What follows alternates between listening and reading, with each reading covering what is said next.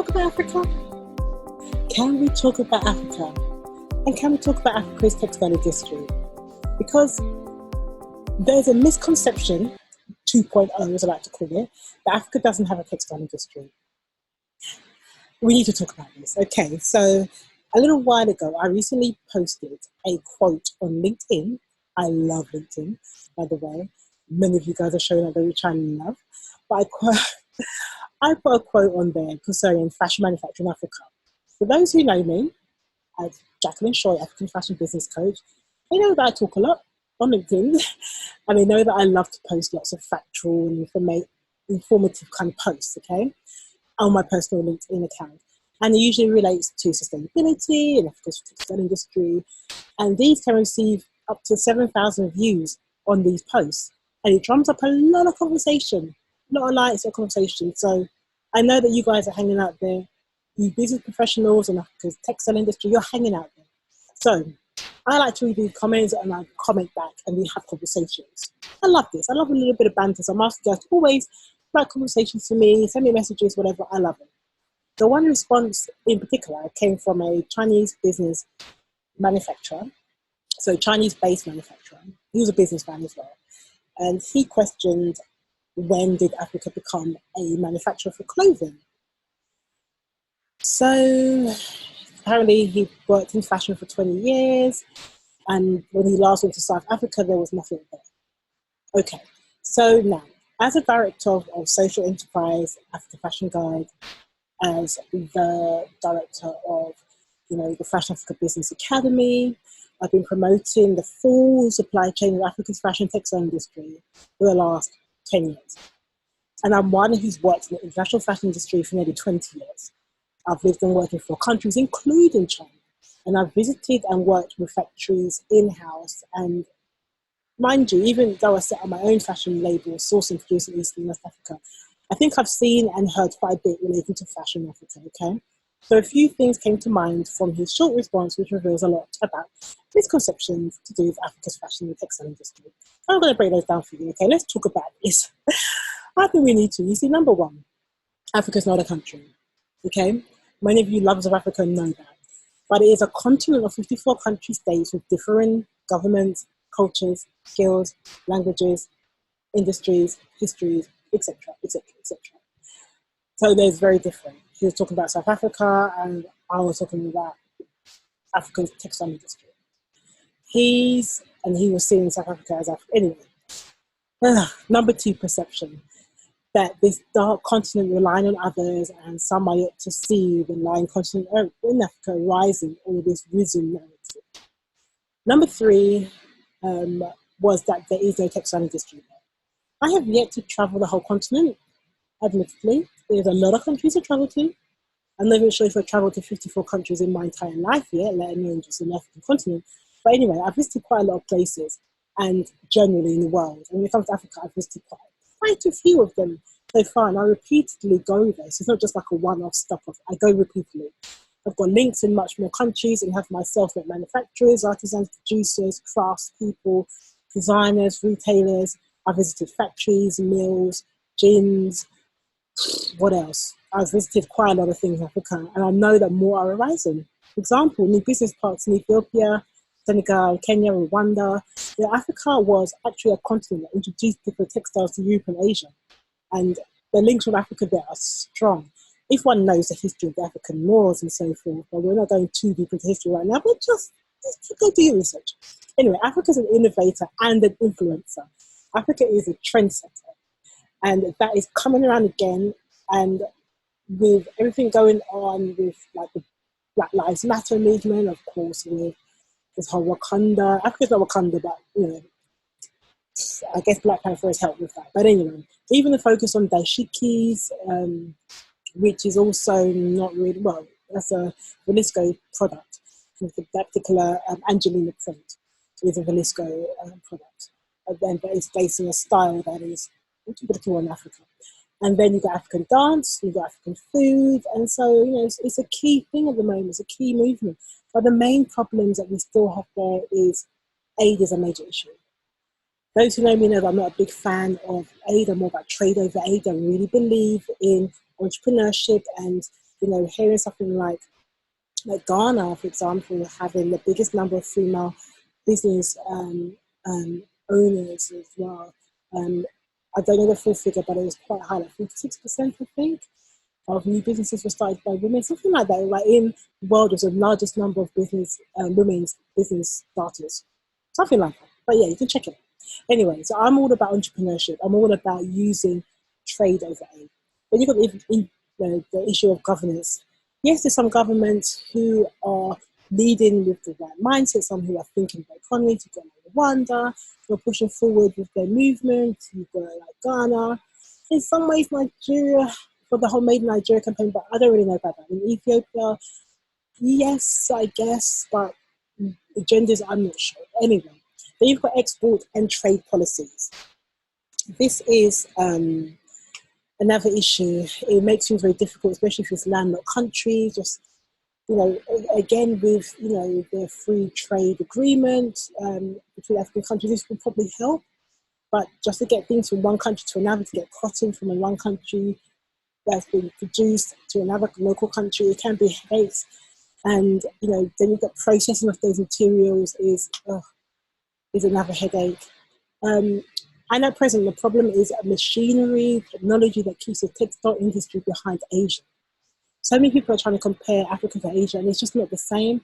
Think like Dan is saying, you can't expect the same. If you go in like that, you're going to fail. And I've seen that with people who don't go through my training, who don't listen to me, and who want to just step into Africa and expect the same they'll get with Asia. It ain't going to happen, baby. Ain't going to happen. You're going to be disappointed, you're going to be angry, you're going to be frustrated. Then you're going to go and blame Africa like it's Africa's fault. It's your fault. Listen to my training, you won't get there. Anyway, that's by the by. So there are some strengths, though. There are some strengths. Even with all these misconceptions, there are some strengths, okay? And you see, Africa is a relatively young continent, not as in years, because we know Africa is the beginning of the earth, where the first man bones were found. So Africa is old. Africa is old, but within the people, the young continent, around 50% is under 25, so that's quite a big thing. And there is a young workforce, and many diasporans are returning. Then you've got Africa that is on the road to a market of 2.4 billion people by the year 2050. That's not too far off from now, okay? Then there's an opportunity which is great for local and international retail, right? And then we hear that by 2100, nearly half the planet will be African. Hey. Anyway, that's by the by. So somewhere like Ghana, for example, is one of the 20 markets of the future, seen by Euromonitor, when it comes to manufacturing, clothing, amongst other things, like agriculture and construction, tobacco, all those other things. That begins to fuel their fuels for growth. Then you've got Nigeria, Kenya, South Africa.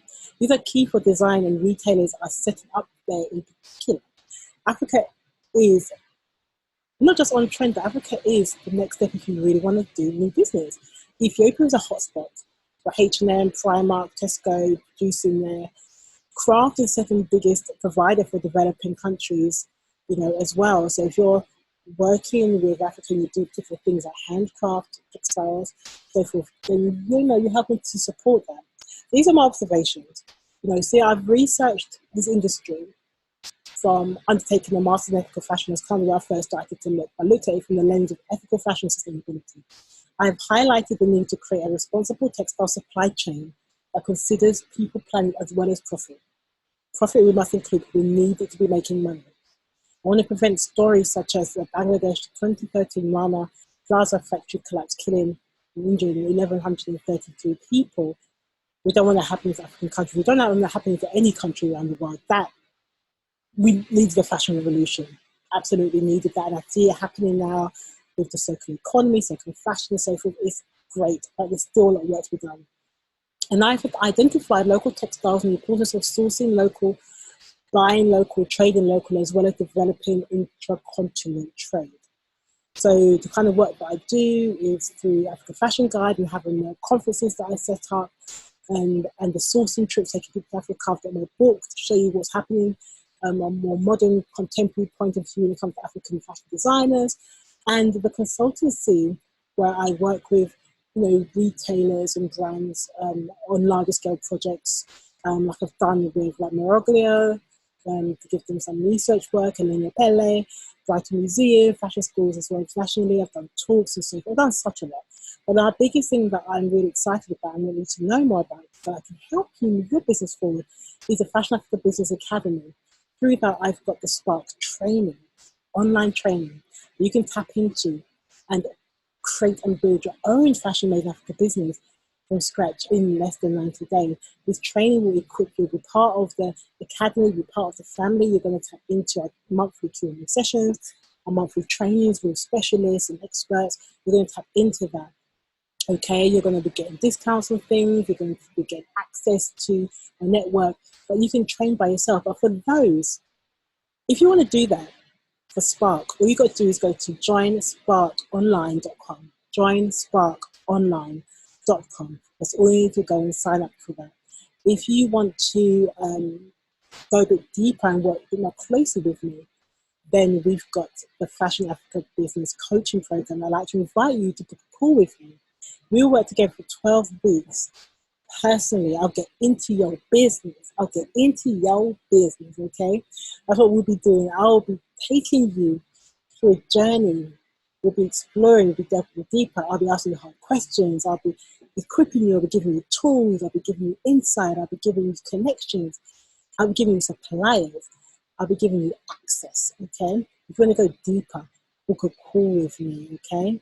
So see the link below. So if you want to join Spark as an online course, you can do your training by yourself because that's the way you want to do things. Join sparkonline.com. If not, you want to go deeper with me, you're ready to dive in, you're ready to take a deep dive into South Africa, then book a call with me. You see, I want to disrupt the colonial gaze. I want to help you do that. I want to encourage more businesses like yours, more creative entrepreneurs to command their space in this industry, to be different in business. And I want to give you a bit more information, a bit more evidence about how you can do this and to help to change the external perceptions of the industry that you're in, but command it by how you present it by your business. Ultimately, by not just doing things well, but doing business better together, okay? So register to enroll in Spark, the online training to help you to create and build your Fashion Africa business in less than 90 days.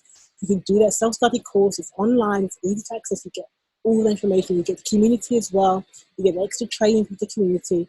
And that is at www.joinsparkonline.com. And if you want to go a bit deeper, you'll see the link to join FAB, the Fashion Africa Business Coaching Program, the 12-week coaching program. You work directly with me, and we'll go more deep into your particular business. I just so much want to work with you guys. I so much want to see your businesses grow and be a huge part of that. I want to get into your business. I want to see you make this happen, and I want to be talking about you later, you know, as a success story, and inviting you to events to come and speak about the businesses and what you've achieved.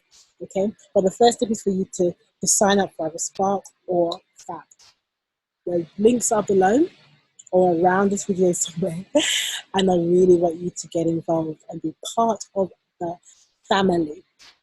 I'm looking forward to seeing you in Spark. I look forward to seeing you in FAB. So you must take that decision today, make that decision today that your future self will be proud of, okay? Clarity comes from taking action, and action is the thing that will lead you to the results that you're looking for. So I look forward to seeing you guys on the inside. See you in the FAB.